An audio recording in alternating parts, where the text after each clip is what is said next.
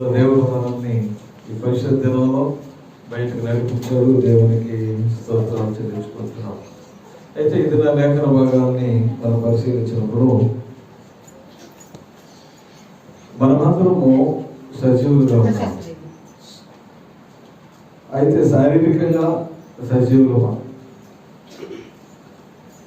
శారీరకంగా మనం మరణం పొందితే మనము ఏమైపోతున్నాం, ఎక్కడ ఉండబోతున్నాం? ఇది వాస్తవంగా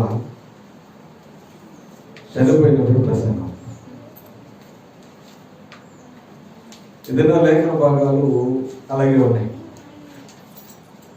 ఎవరైనా ప్రభువులో నిద్రించినప్పుడు ఆ ప్రార్థన కోరికలో లేదా ఆ ప్రేయర్ మీటింగ్లో ఇది మనము నిత్యం వింటుంటాం.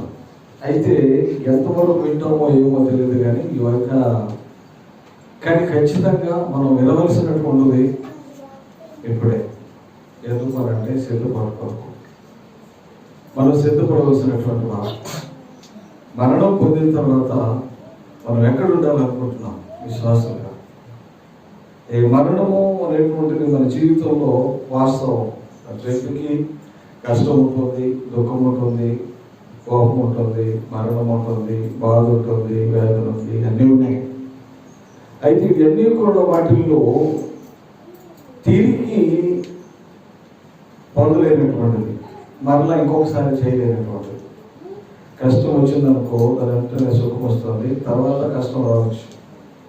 బాధ ఉంది, బాధ వెళ్ళిపోయిన తర్వాత తిరిగి బాధ రావచ్చు.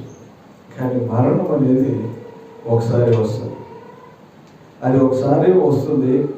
ఆ ఒక్కసారికి మనము ఈ లోకాన్ని విడవలసినటువంటి వారు.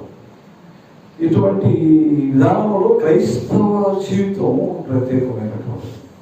క్రైస్తవ నిరీక్షణ శ్రేష్టమైనటువంటిది. ఎందుకంటే మరణం తర్వాత మనం ఎక్కడ ఉండబోతున్నాం అనే ఒక ప్రశ్న మన దగ్గరకు వచ్చినప్పుడు మనకు సమాధానం ఉంది. అయితే ఆ సమాధానాన్ని మనం నిత్యము అనుసరించేటువంటి వారుగా ఉంటున్నామా? మన దగ్గరేమో సమాధానం ఉంది, ప్రశ్న ఉంది, సమాధానం ఉంది. అయితే ఆ సమాధానాన్ని పొందే విధంగా మన ప్రయత్నము అనేటువంటిది ఉంటుందా అనేటువంటిది మనం జ్ఞాపకం చేసుకోవాల్సినటువంటిది. మరణానంతరము మనకు జీవం ఉంది, జీవితం ఉంది. ఈ లోకంలో మనం మరణిస్తాం, కానీ ఇంకొక లోకంలో మనము జీవిస్తాం. సో ఇక్కడ మరణిస్తాము అనేదానికంటే మార్పు పొందుతాం. శారీరకంగా మార్పు. మరణము శరీరానికే కానీ ఆత్మకు లేదు. దేవుడు ఇచ్చినటువంటి ఆత్మ దేవుడి సన్నిధికి వెళ్తుంది. ఇది వాస్తవమైనటువంటిది. అయితే ఆ వాస్తవమైనటువంటి పరిస్థితుల్లో దేవుడి సన్నిధికి మనం వెళ్ళేదానికి మనం సిద్ధపడి ఉండాలి. దేవుడు ఇచ్చింది దేవుడికే. మనం చెప్పేది ఆలోచన చేసినంత కూడా మనిషికి లేదా మంటికి, దేవుడిది దేవుడి దగ్గరికే. ఈ వాస్తవమైనటువంటి స్థితిలో మనమందరం కూడా బ్రతికించబడుతున్నాం. మరణించిన తర్వాత మనమందరము బ్రతికింపబడతాం. ఒక భక్తుడు చెప్పినట్లుగా, నన్ను గురించి ఎవరు మీరు మరణించారని చెప్పొద్దు. ఎందుకనంటే నేను మరణించలేదు, నేను జీవించే ఉంటున్నాను. ఎక్కడో జీవిస్తున్నాను, ఈ లోకంలో నుంచి పరలోకంలోనికి పోతున్నాను. అంటే ఇక్కడ ఈ శరీరంతో ఉన్నటువంటి నేను ఈ శరీరాన్ని విడిచేసి దేవుని ఇచ్చినటువంటి ఆత్మ ద్వారా దేవుని సన్నిధికి నేను పోతున్నాను. సో నేను ఇక్కడ మరణాన్ని పొందలేదు, కానీ ఇక్కడి నుంచి అక్కడికి నేను మార్పు చెందుతున్నాను, పరలోకానికి వెళ్తున్నాను. నా అడ్రస్ మారుతుంది, నేను మారడం లేదు. నా అడ్రస్ పరలోకంలో ఉంటుంది, ఇప్పుడు భూలోకంలో ఉంది. Ration card, voter card, Aadhaar card, pan card, ఎన్నెన్ని కార్డులు ఉన్నాయో అన్ని కార్డులతో నేను ఇక్కడ సజీవుడిగా ఉన్నానని ఈ భూలోక భవిష్యత్తులో నాకు కలిగింది. అందులో ఇండియా భవిష్యత్తులో నాకు కలిగింది. అయితే దేవుని దగ్గరికి వెళ్ళేటప్పటికి పరలోక పౌరసత్వం మనకు అవసరం. వీసా, పాస్పోర్ట్ అవసరం. పాస్పోర్ట్ ఇచ్చాడు, వీసా సంపాదించాడు. పాస్పోర్టు మన దగ్గరికి వచ్చేసింది. యేసుక్రీస్తు నోటితో ఒప్పుకొని విశ్వసించిన ఎడల నువ్వు రక్షింపబడతా. నీకు పాస్పోర్ట్ అయితే సంపాదించుకున్నావు, వీసా రావాల్సింది అక్కడి నుంచి. ఏ దేశానికైతే మనము వెళ్ళాలనుకుంటున్నామో ఆ దేశంలో ప్రభుత్వం మనల్ని అంగీకరించి ఇచ్చేటువంటిదే వీసా. దాన్ని మనము పొందాలి. అలాగే పరలోకానికి మనం పోవాలంటే అక్కడ పౌరసత్వం మనకు కలగాలి. ఆ వీసా మనకు అవసరం. మరణించిన తర్వాత మనందరం అక్కడ దేవుల్లో బ్రతికింపబడతాం. ఇప్పుడు చదివినటువంటి వాక్య భాగాన్ని మనం చూస్తే ఈ వాక్య భాగంలో అందరూ బ్రతికించబడతారు అనే వాస్తవం ఉంటుంది. కానీ దేవుని రాకడలో బ్రతికించబడేటువంటి వారు ఇక్కడ ఆ వచనంలో తనకిష్టం వచ్చిన వారిని బ్రతికించును అనేటువంటి మనం చదివాం. అక్కడ తనకిష్టం వచ్చినటువంటి వారు, దేవునికి ఎవరు ఇష్టమైతే వారు బ్రతికించబడతారు. దేవుని బిడ్డలుగా అందరూ ఉన్నాం. అయితే దేవునికి ఇష్టలుగా ఎంతమంది ఉన్నాం, ఎవరున్నారు? ఈ ప్రశ్న మనతో స్టార్ట్ అవుతుంది. ఈ ప్రశ్న మన దగ్గరకు వచ్చినప్పుడు ఇక్కడ అందరం కూడా బ్రతికించబడతాం. విశ్వాసులుగా, నీతిమంతులుగా, లేదా విశ్వాసం లేనటువంటి వారుగా, లేదా దేవునికి ఇష్టం లేనటువంటి వారుగా బ్రతికించబడతాం. అయితే దేవుడు యొక్క మొదటి పునరుద్ధానంలో ఆయన వారు బ్రతికించబడతారు. ఆయనతో ఉన్నటువంటి వారు, ఆయనకి ఇష్టమైనటువంటి వారు, ఆయనను విశ్వసించినటువంటి వారు, ఆయనను వెంబడించినటువంటి వారు ఆయనతో కూడా బ్రతికించబడతారు. ఇది బ్రతికించబడినటువంటి వారు. ఎందుకంటే దేవుడు ఎవరిని కనికరింపకూడనో వారినే కనికరిస్తారు, ఎవరిని కఠినపరచకూడనో వారిని కఠినపరుస్తారు. వాస్తవమైనటువంటి స్థితి. సో దేవుని కనికరము మన మీద ఉందా? దేవుని కఠినత్వము మన మీద ఉందా? దేవునికి ఇష్టమైనటువంటి వారంగా మనం ఉన్నామా? దేవునికి ఇష్టం లేనటువంటి వారంగా మనం ఉన్నామా? బ్రతికేటటువంటి వారు. ఆయన చెప్తున్నాడు, మృతులైన నీ వారు బ్రతికింపబడుతురు, లేదా నా వారు బ్రతికింపబడుతురు. దేవుడు వారు, లేదా దేవుడు చెప్తే నా వారు బ్రతికించబడతారు. వీళ్ళెవరు అంటే విశ్వాసం, దేవునికి ఇష్టమైనటువంటి రీతిగా జీవించేటువంటి వారు. ఇక్కడ చచ్చిన వారు మరలా బ్రతకరు, చచ్చిన వారు మరలా బ్రతకరు, ప్రేతలు మరలా లేవరు అని అంటారు.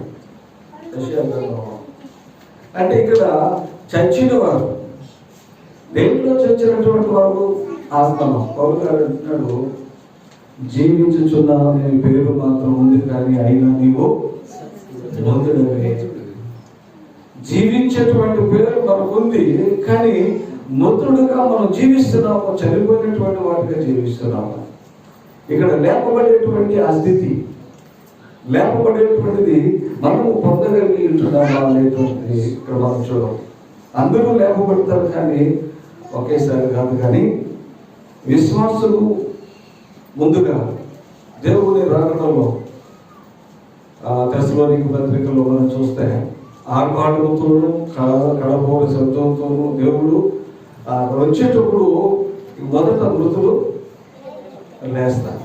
కొరింథీ పత్రికలో ఆ మాట చెప్తున్నాడు, తెస్సలోనికీ పత్రికలో ఆ మాట చెప్తున్నాడు. మొదట లేస్తారు, మరురూపము చెందుతురు, మార్పు చెందుతురు, మొదట మృతులను తర్వాత సజీవులైనటువంటి మనము అని చెప్తారు. అయితే దేవుని రాకడలో మొదట లేపబడేటువంటి వారు, 1000 సంవత్సరాల పరిపాలనలో దేవునితో కూడా ఉండేటువంటి వారు, దేవుని దగ్గర నుంచి వచ్చేటువంటి వారు, దేవుని యొక్క బిడ్డలు, ఆయనకి ఇష్టమైనటువంటి వారు.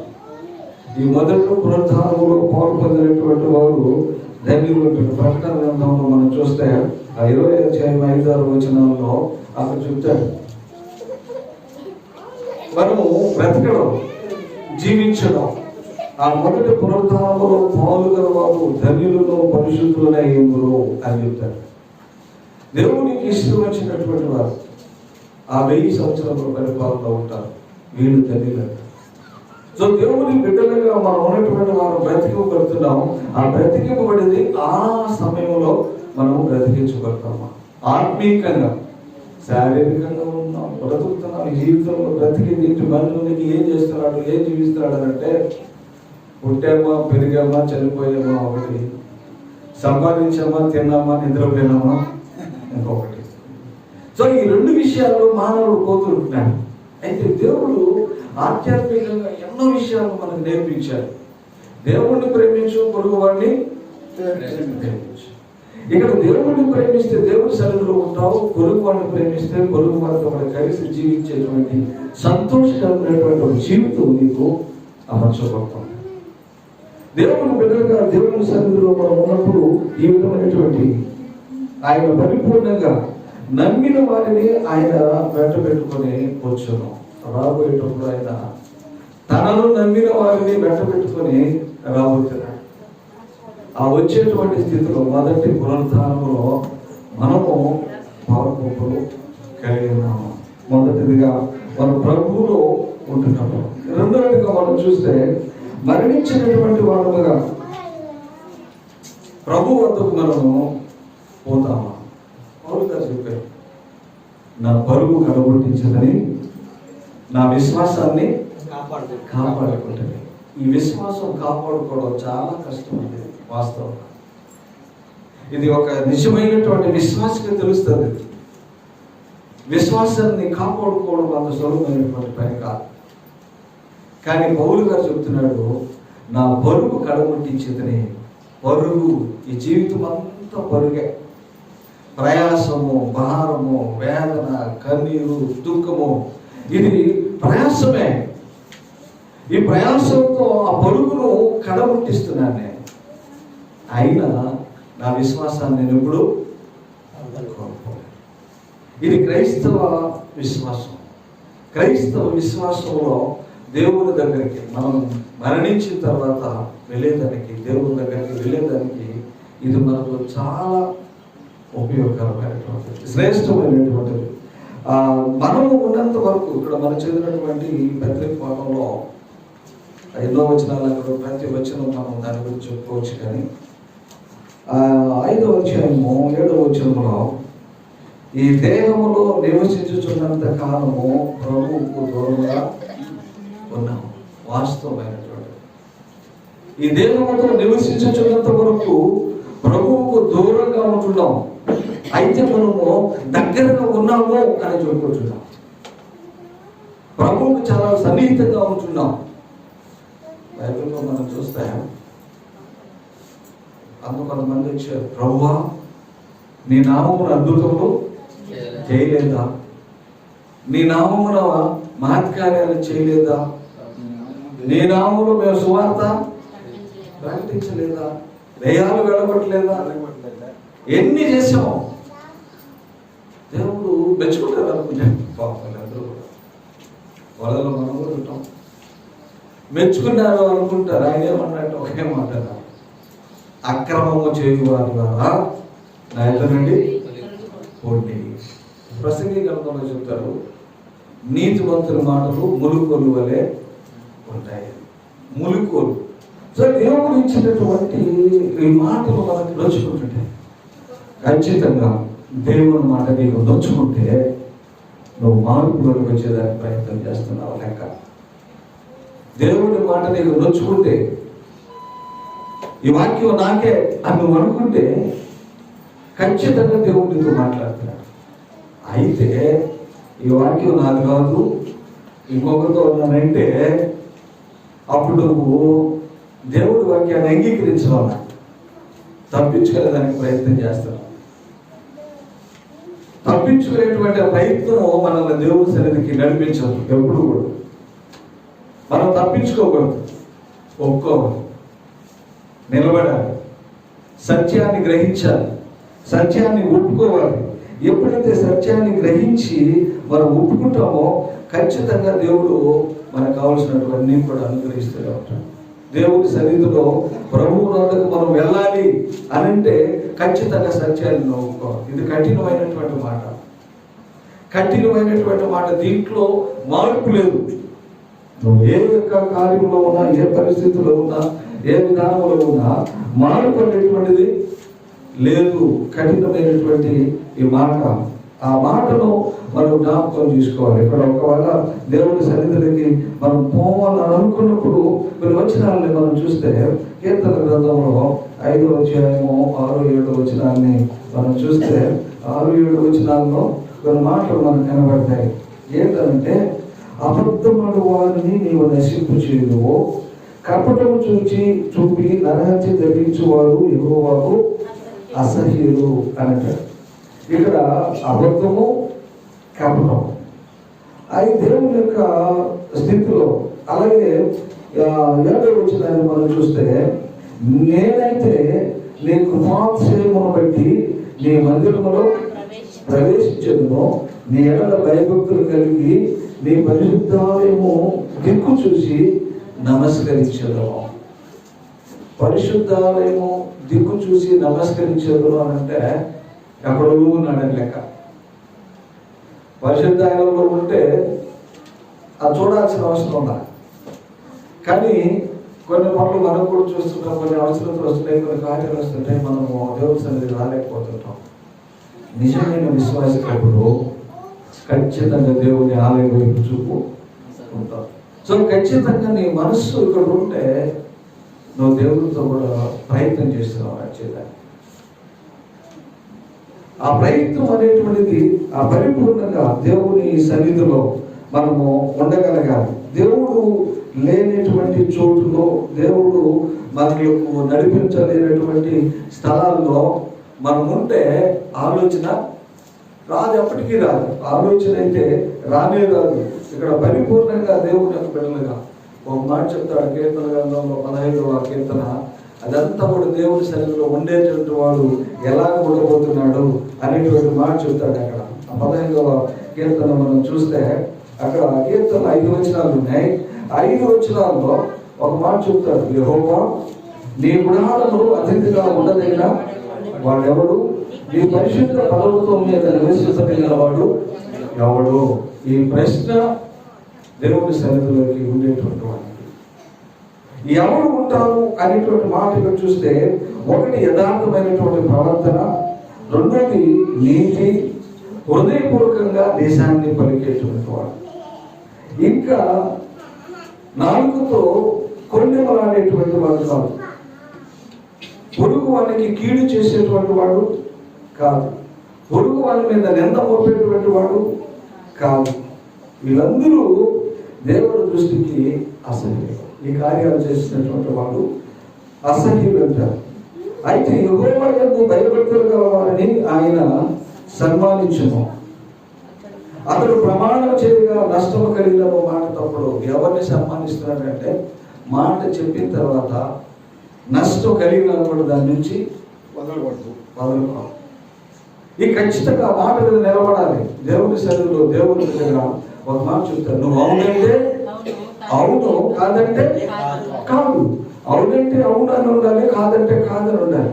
మనిషి దగ్గర మనిషి మాట ఉండకూడదు, కపటం ఉండకూడదు, నిందలు ఉండకూడదు. యథార్థమైనటువంటి ఆ స్థితి కలిగినటువంటి వాడు దేవుని సన్నిధిలో ఉంటున్నాడు అని అంటున్నాడు. అందుకని ఇక్కడ ఆయన చెప్తున్నటువంటి మాట, అతడు లంచం తీసుకోడు, ఇక్కడ ఎప్పుడు కూడా కదిలించబడడు. అతడు ఇంకొక మాట కూడా చెప్తున్నాడు, వడ్డీకి ఈడాలి. వడ్డీ వ్యాపారస్తులు మరి ఉంటారు, చాలా మంది ఉన్నారు. ఎందుకంటే సహోదరులు కూడా ఉన్నారు, సహోదరులు కూడా ఉన్నారు. ఎందుకంటే అది లోకంలో ఆచారం అయిపోయింది. అయితే దేవుడు ఏం చెప్తాడు, ఆ పని కాదు. ఒకవేళ నువ్వు ఇచ్చితే నువ్వు తిరిగి పుచ్చుకోవచ్చు, నువ్వు ఇస్తే తిరిగి పుచ్చుకోవచ్చు, కానీ ఇంకొక కార్యం అయితే కాదు. యథార్థంగా దేవుడి దృష్టిలో ఉండేటువంటి వాడు, ఇటువంటి గుణాలు కలిగినటువంటి వాడు ఎవరు దేవుడి సన్నిధిలో ఉంటాడు. దేవుడి దగ్గర మరణించిన తర్వాత నా మటుకైతే బ్రతుకుడా క్రీస్తే, సావైతే లాభం. ఈ లాభము అనేటువంటిది ఎక్కడ నుంచి వస్తుంది మనకు? దేవుడి దగ్గరనే. ఎంత లాభం తెలుసా? సర్వోన్నతమైన స్థలములలో దేవునికి మహిమ, ఆయనకి ఇష్టమైనటువంటి మనుషులకు భూమి మీద సమాధానం. ఈ సమాధానం ఉంటే సమస్తము మనకునే లాభం. పెట్టిన పెట్టుబడి ఒకటైతే లాభం ఇంకొకటి. ఒకటి కొంటే ఒకటి ఫ్రీ. నువ్వు ఈ లోకంలో ఖచ్చితంగా దేవుని బిడ్డగా జీవించగలిగితే లాభం ఏంటంటే పరలోకం. పరలోకంలో మనల్ని ఆయన ఇస్తున్నాడు. ఒకటి కొంటే ఒకటి ఫ్రీ. నువ్వు ఏదైతే చేస్తున్నావో దానికి ఫ్రీగా దేవుడు పరలోకం ఇస్తాడు. మనమందరం కూడా పరలోకం గురించి ఆలోచిస్తున్నామంటే చాలా తక్కువే. ఎవరైనా ఆలోచిస్తాం? నిజంగా చెప్పండి. పరలోకం నేను వెళ్ళాలి అని ప్రయత్నం చేసి జీవించేటువంటి జీవి ఉన్నాడా అని అంటే అడుగుతూ ఉంటాను. నేను దేవుడి దగ్గర ఉండాలి కాబట్టి నేను ఈ కార్యం చేయాలి. దేవుడి దగ్గర నేను ఉండాలనుకుంటే నేనేం చేయాలి? ఈ కార్యం చేయాలి. ఈ కార్యం చేస్తేనే నేను దేవుడి దగ్గర ఉంటాను అని అనుకుని చేసేటువంటి వారు ఎంతోమంది. ఇది జ్ఞాపకం చేసుకోవాల్సినటువంటిది. అలాగే ఇక్కడ మనం పరిపూర్ణంగా దేవుని బిడ్డలుగా ఉన్నప్పుడు ఇక్కడ ఖచ్చితంగా ఒకసారి మనం ఆలోచిస్తే ఈ లోకంలోనే మనం ఏమైనా చేయగలం. మరణించిన తర్వాత మనం ఏమీ చేయలేము. మరణించిన తర్వాత మనం ఏం చేయలేము. మరణించిన తర్వాత పాతాళలోకంలోనూ పరదేశంలోనూ మనం ఉండాలి. తీర్పులో ఒక దినాన దేవుని ఎదుట చేరాలి. దేవుడు తీర్పు తీర్చిన తర్వాత మనం ఎక్కడ ఉండబోతున్నాము? మనందరూ కూడా పరదేశంలో ఉండి దేవుడు తీర్పు తీర్చిన తర్వాత ఆ పరదేశంగా వెళ్తున్నామా లేదా ఎక్కడ ఉంటున్నామా?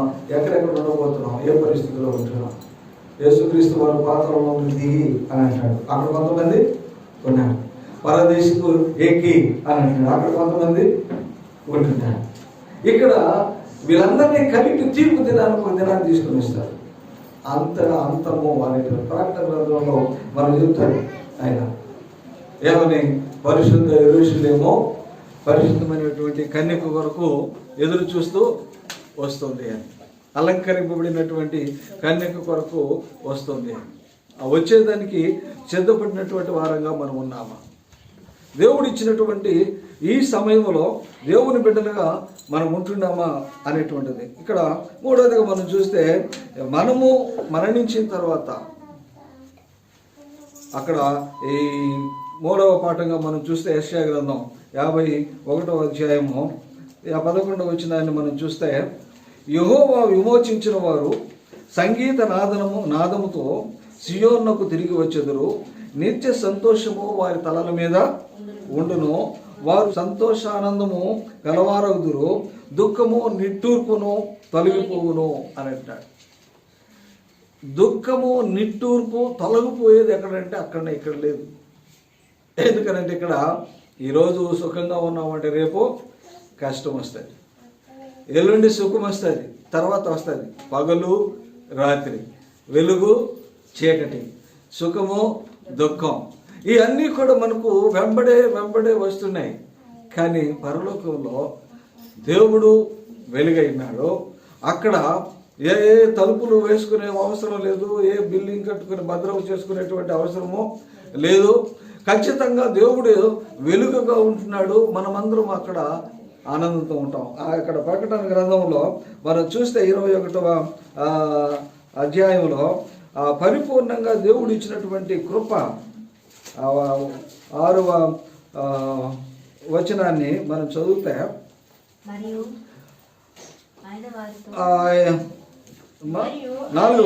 నాలుగో వచనం చదువుతాం. 21. ఆయన వారి కన్నుల ప్రతి బాష్ప బిందువును తుడిచివేయును. మరణము ఇక ఉండదు.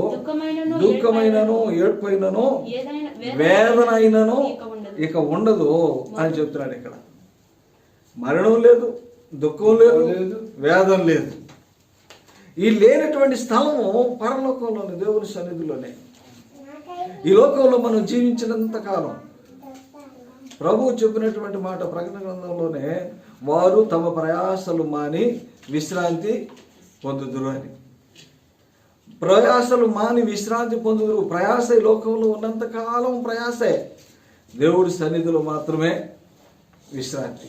ఆ విశ్రాంతిలో మనం ఉంటున్నాము. అక్కడ దుఃఖము లేదు, అయితే ఇక్కడ దీనికి విశ్వాసం అవసరం.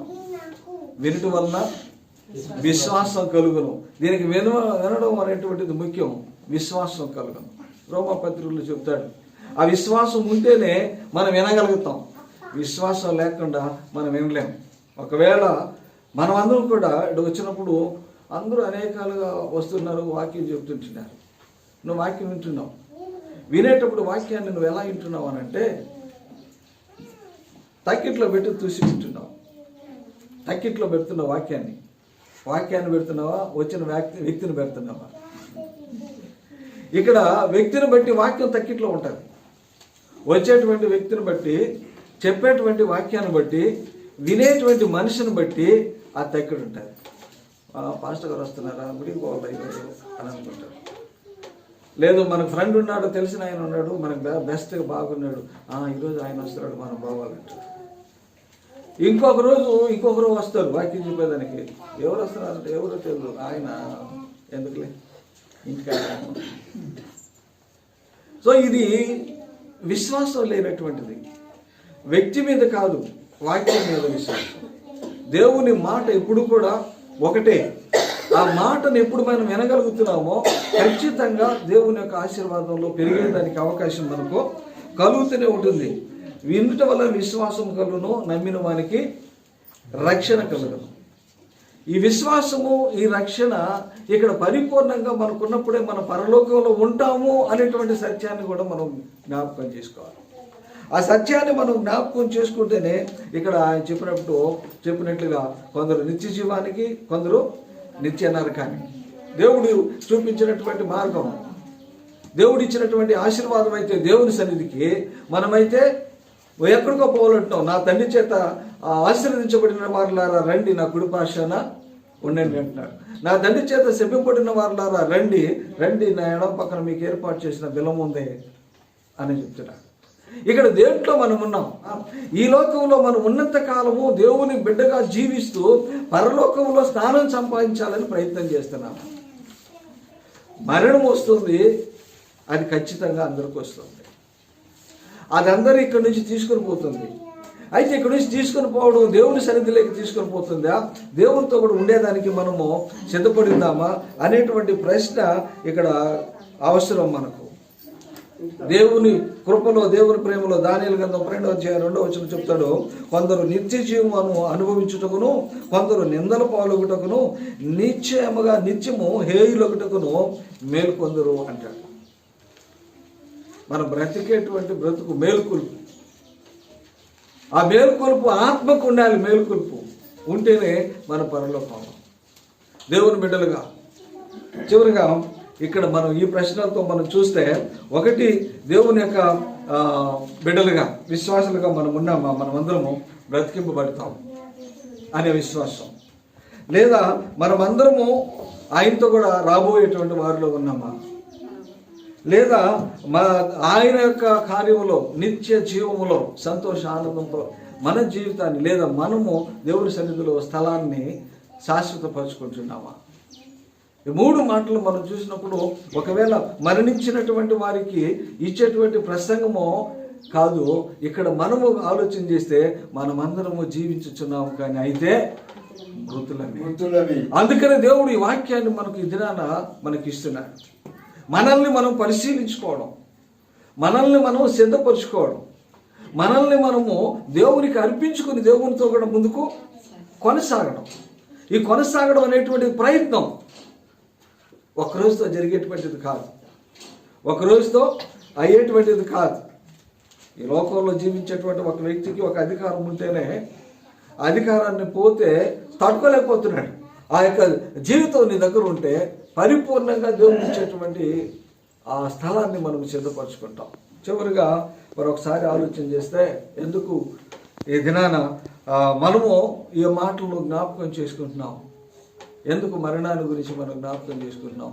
ఎందుకు నిత్య జీవాన్ని గురించి మనం జ్ఞాపకం చేసుకుంటామని అంటే, మనమందరము మృతులుగా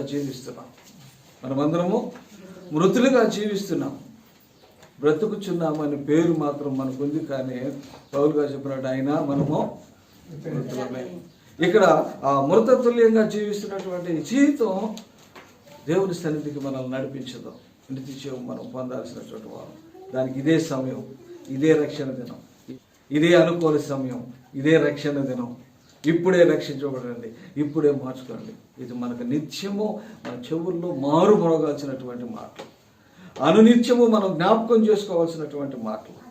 ఈ మాటలు మన దగ్గర ఉండాల్సింది. దేవుడు ఈ వాక్యాన్ని దీవించి ఫలింప చేయగాక. ఆమేన్. సమస్త జ్ఞానమునకు మించినటువంటి సమాధానము యేసుక్రీస్తు వలన మీ హృదయములకు, తలములకు కాపాడుగాక. ఆమేన్.